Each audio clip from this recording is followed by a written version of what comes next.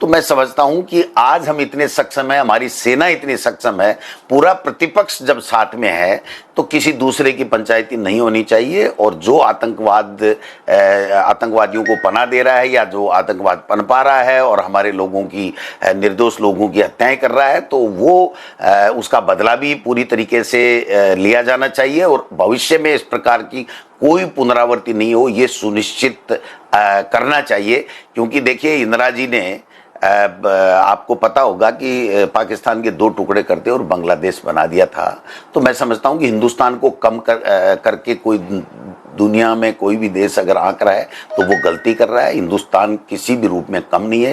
हिंदुस्तान के लोगों में एक जज्बा है, एक जुनून है, देश प्रेम, देश भावना, राष्ट्रभक्ति का जज्बा है, और वो कूट कूट के भरा हुआ है। और वो उबाल मार रहा है कि हम किसी भी सूरत में दोबारा आतंकवाद की घटना नहीं हो, ये सुनिश्चित किए बगैर हमको विराम नहीं लेना चाहिए, हमको किसी तरह की सहमति नहीं करनी चाहिए। लेकिन फिर भी हम ये मांग करते हैं कि देश के प्रधानमंत्री जी को पूरी बात देश के लोगों को, प्रतिपक्ष के तमाम पार्टी के लोगों को बतानी चाहिए और उसके बाद में आम सहमति बनानी चाहिए। क्योंकि ये देश का सवाल है, कोई बीजेपी या कांग्रेस का या किसी दल का सवाल नहीं है, किसी व्यक्ति का सवाल नहीं है, किसी एक नेता का सवाल नहीं है, ये देश के लोगों का सवाल है, राष्ट्र का सवाल और सम्मान है। इसलिए इसके साथ किसी तरह का कोई समझौता नहीं होना चाहिए। देखिए, सबसे पहले तो जो आज तक की स्थिति बनी है उसके बारे में पूरे प्रतिपक्ष के लोगों को और लोकसभा के माध्यम और राज्यसभा के माध्यम से देश के जनप्रतिनिधियों को और देश के बच्चे को ये बताना चाहिए कि ये हुआ है